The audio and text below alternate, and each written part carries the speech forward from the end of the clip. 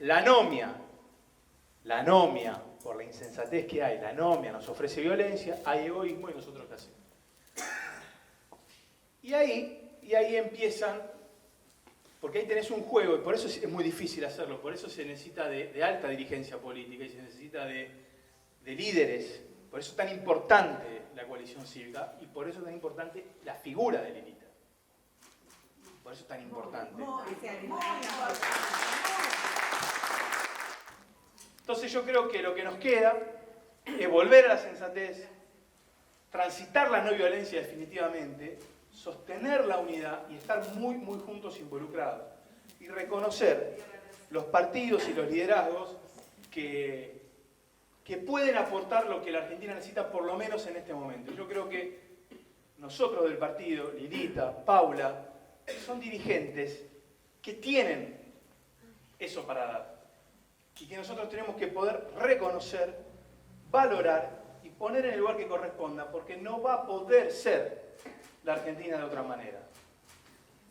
Sinceramente les digo, no podemos comprar los salvavidas de plomo que nos pasen por adelante solo por desesperación. Tenemos que estar tranquilos, abrir los ojos y agarrar lo más importante, que son nuestras convicciones, y esto que decía Moni, que la Argentina no está hecha mierda, la vamos a volver a construir. Así que muchas gracias.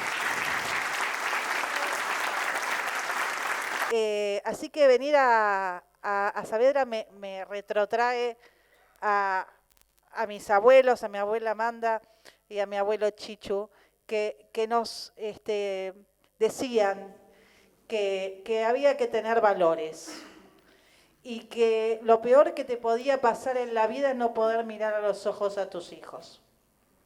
Mirá los ojos. Y cuando querés conocer a una persona, mirá los ojos. Y decía algo mi abuela que era muy lindo, los ojos son el reflejo del alma. ¿Vieron? Y hay que mirar a los ojos. Así que agradecida y emocionada. La verdad, venir a este barrio a mí me genera eso. La fábrica Luminagro lleva caminando, no sé, porque son días donde yo estoy muy sensible, les quiero decir, porque nosotros estamos procesando dolor. Yo todavía veo gente con barbijo y estamos procesando dolor. En el derecho antiguo, en el derecho romano, cuando tenían que sancionar a los que habían cometido los delitos más groseros, más terribles, había dos penas. Una de las penas era el que vos no podías enterrar a tus muertos. La otra pena era el destierro. Las dos las vivimos en la pandemia. Entonces, díganme si no podemos decir que todavía eso nos duele.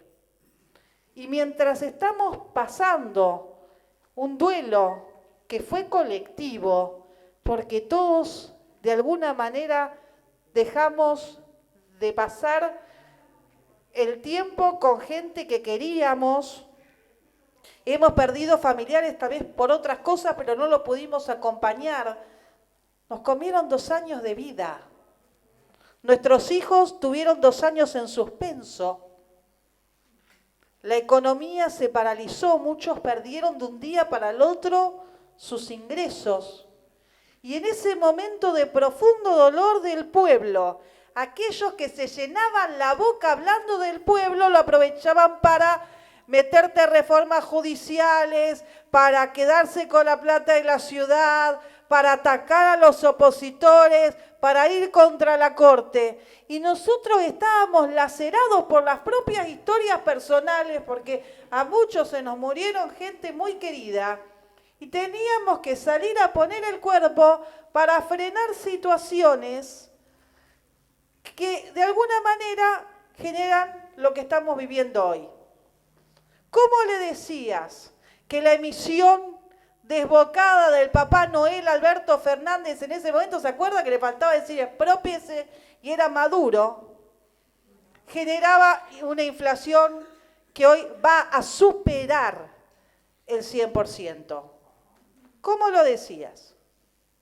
¿Cómo decías que esa crisis iba a sentar las bases de un gobierno que se perfilaba profundamente autoritario, porque llegaron a un momento en cuestionar hasta la propia Constitución del 53. Yo lo dije el otro día en el Congreso, miren, la verdad que hay que ser atrevidos para andar cuestionando a Alberdi y las bases donde nosotros refundamos la nación. La idea de libertad de prensa, la idea de comicios libres, el derecho al trabajar, el derecho a transitar, todos esos valores nos lo pusieron en cuestión.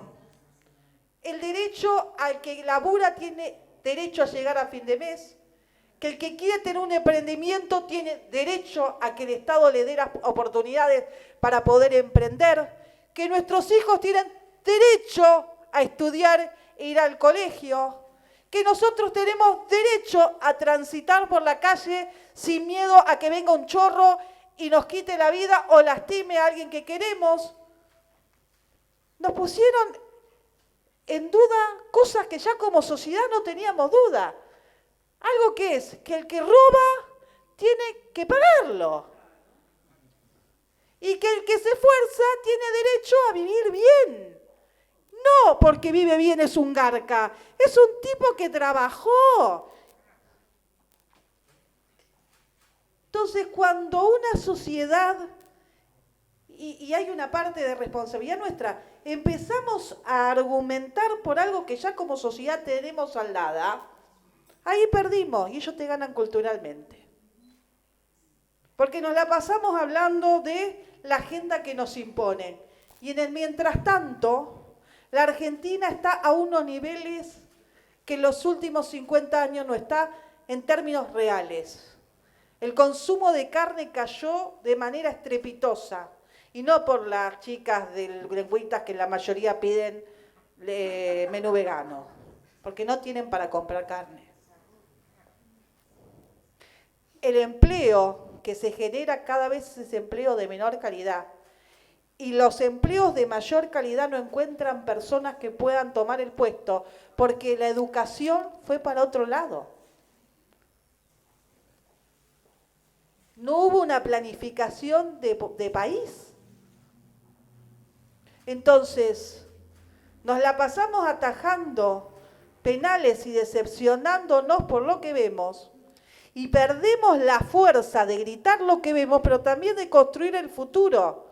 Porque nosotros tenemos la obligación de labrar el surco que nos lleve al futuro y nos saque de la mierda donde nos quieren poner esta gente, tomando la palabra mierda que tantas veces dijo Moni. Y ahí es donde creo que vienen meses muy convulsos. Por eso hay que tener sabiduría para analizar lo que nos están diciendo. Hay que tener voluntad para poder cambiar las cosas. Hay que tener silencio para no hablar de más y ser parte de la estrategia del kirchnerismo. Y sobre todo hay que tener fortaleza, porque vamos a tener que resistir combates o embates, las dos cosas, que van a poner en un dilema a muchos dirigentes de la Argentina. Porque miren, es muy fácil ir a un programa de televisión y hacerse el enojado por todo. Viene un periodista, te tira un tema y vos, no, yo los voy a matar a la casta. Y esto y lo otro. Pero eso no termina en nada. Porque al otro día, la persona que vos representás como diputado se levanta y vos no resolviste nada. Y la gente se queda en ese mensaje. Se queda, porque hay tanto dolor y tanta ira, que se queda con ese mensaje. Pero ese mensaje que viene desde la profunda izquierda, que hacen lo mismo, esto, que toman las calles, las universidades, y también de algunos otros sectores de la política, te dejan sin opción. Porque si la opción es el grito y no es el diálogo, es la imposición y no es el tratar de buscar la ley, el consenso, la salida. Es ser funcional a este sistema de locura que nos llevó hasta acá. Entonces, ojo, porque esas cosas en el mundo llevaron a las sociedades hacia los extremos. Y en los extremos está la absoluta desesperanza, y en la desesperanza quedan los mismos. Porque si vos crees que toda la clase dirigente de un país no sirve para nada, entonces vos no querés cambiar nada, entonces siguen los que tienen poder, y lo que tiene poder la Argentina hoy, desgastado o no, pero poder político real, porque lo tiene en la calle, es el kirchnerismo. Sí es verdad que hay una mayoría de personas que hoy no comulgan con el kirchnerismo. Ahora les puedo asegurar que una minoría organizada puede más que una mayoría silenciosa y asustada, como nos quieren mostrar que está este país. Yo no creo. Yo creo que hay una Argentina lacerada, una Argentina dolida, una Argentina que mira y está muy angustiada todavía. Pero en eso, en esa desesperación, ellos encuentran el germen para ir hacia la lucha cultural que ellos nos imponen. Y les voy a poner un ejemplo.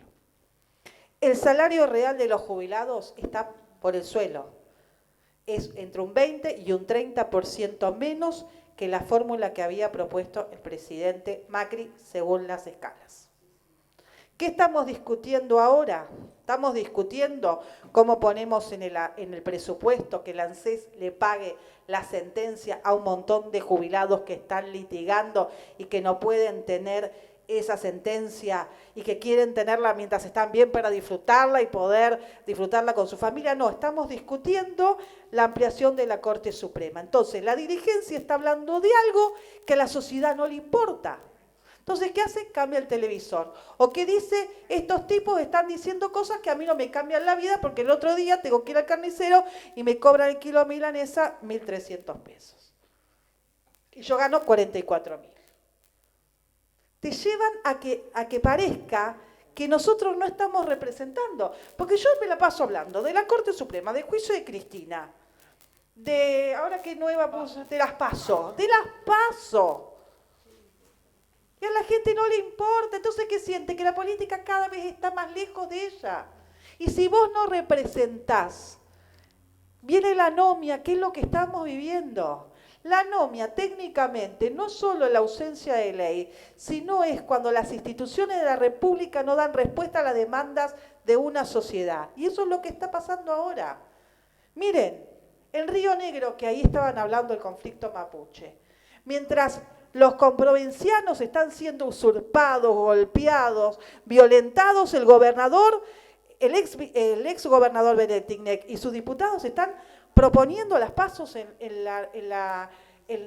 nivel del Congreso Nacional. ¿Y por qué lo hacen? Porque cambian el eje. Vos ya no discutís lo que pasa en la Patagonia si no estás discutiendo las pasos. Mientras nosotros estamos acá, muchos chicos adolescentes están tomando los colegios. Y eso no solo perjudica a esos chicos que no van al colegio, sino que también a un montón de otros chicos que quieren estudiar y no se los dejan.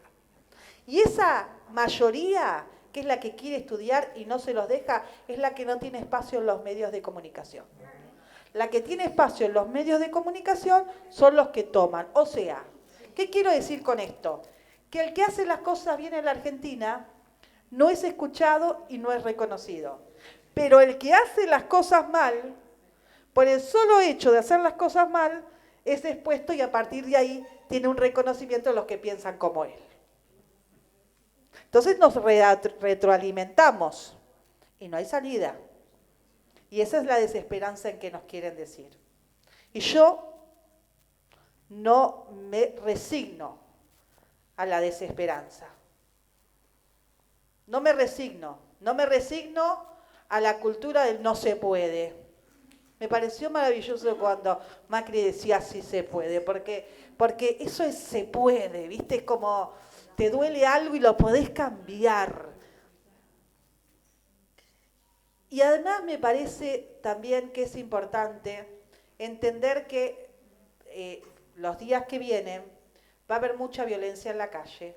Por eso es importante que nosotros llamemos a la reflexión, a la pacificación y podamos llegar con las instituciones medianamente estables a las elecciones del 2023.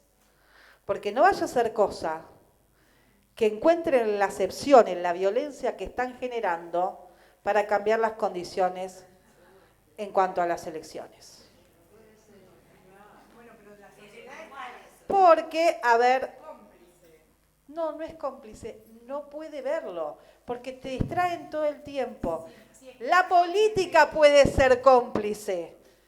La política puede ser cómplice. La política, de la que yo soy parte, puede ser cómplice de algunos sentarse a votar las PASO en pos del mensaje ese económico. Ahora, la pregunta es, ¿cuánto es el valor de la vida? ¿Tiene valor la vida? Yo creo que no.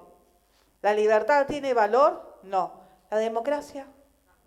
Tampoco. Porque si nosotros entregamos el valor de la democracia, entonces el día de mañana viene uno y dice, bueno, la verdad que las elecciones salen mucho, yo me quedo en el poder 4 años más, total estamos en crisis económica permanente, no hay elecciones, sigo. También te puede pasar, si vos admitís. El tema de la Corte Suprema, uno dice, bueno, no va a pasar la Corte Suprema. Para una persona que está desesperada. Ahora, ¿qué tenés que hacer? Tenés que estar atento, porque hay gente que dice una cosa en el discurso, pero después da quórum. Y el quórum te permite sacar la ley de cambio de corte, porque es mayoría simple. Entonces no solo tienen que mirar el discurso, tienen que mirar quién da el quórum. Es mucha información para un pueblo que no puede llegar a fin de mes. A veces un grupo te escucha la necesidad del compromiso, del quórum, de las trampas, pero la mayoría de los argentinos está viendo cómo estira la plata para poder comer o llegar a su casa medianamente con algo de seguridad.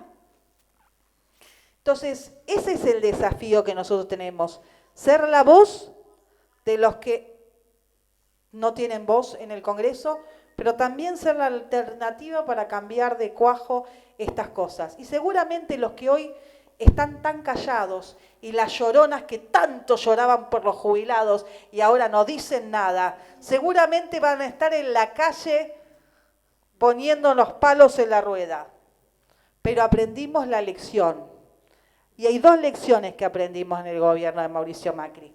Que unidos somos fuertes y que también nosotros podemos salir a la calle a defender la democracia, la república y las instituciones. Y lo vivimos en pandemia. Era emocionante ver la gente desde los autos con la bandera argentina.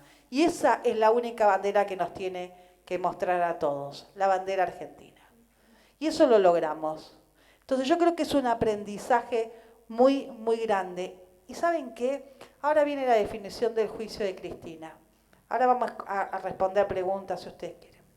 Cuando nosotros hicimos el juicio a Cristina en el 2008, viene la denuncia, viene anterior, habíamos hecho varios informes, no era fácil denunciar a un presidente en ejercicio y después a una presidenta en ejercicio. Teníamos miedo. De hecho, muchos de nosotros tuvimos consecuencias personales, familiares, pero había que hacerlo.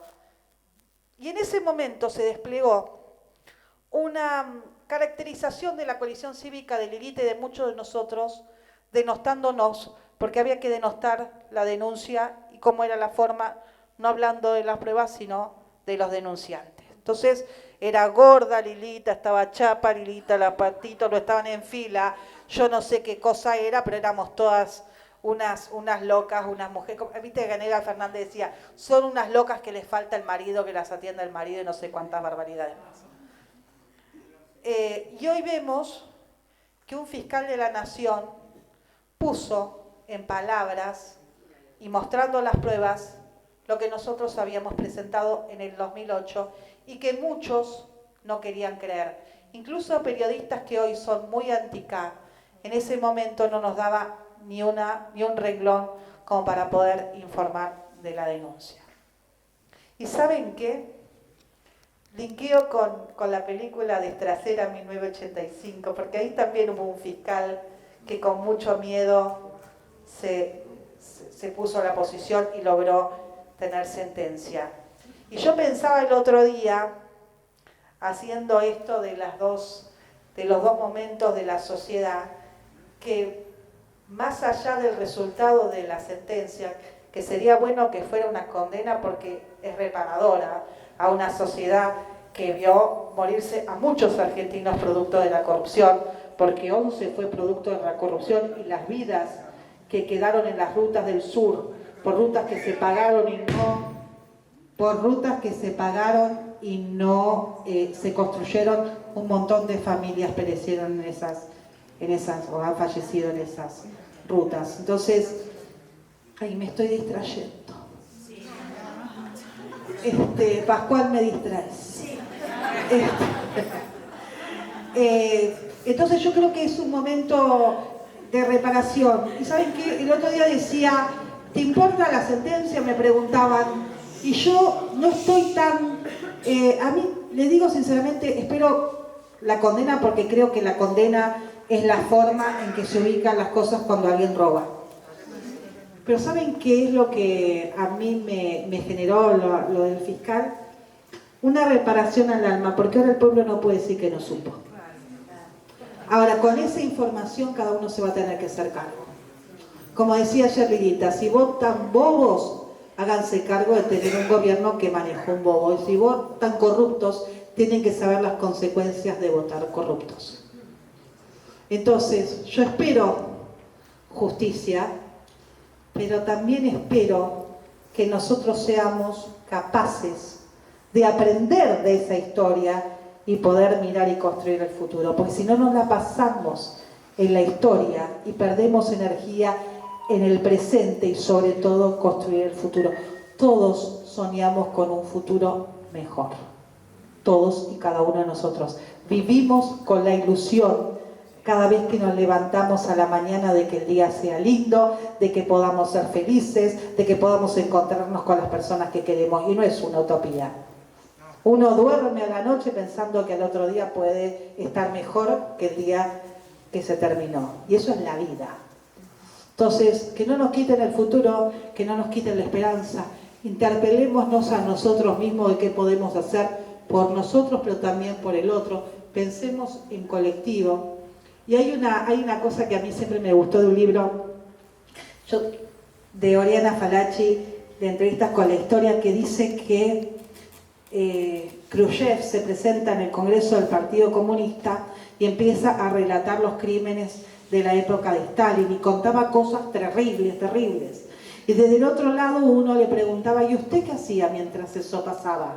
Y él seguía relatando. ¿Y usted qué hacía mientras eso pasaba? Él contestó, yo estaba como ustedes, mirando cómo pasaba la historia. Bueno, miren, que a nosotros no nos encuentre relatando la historia, sino siendo artífice desde nuestro lugar, cada uno. A mí me toca más responsabilidad porque soy representante de un pueblo en este momento, pero todos como ciudadanos tenemos responsabilidades. Entonces, que no nos agarre la historia sin haber intentado, luchado por querer cambiar aquellas cosas que tanto daño nos ha hecho como pueblo.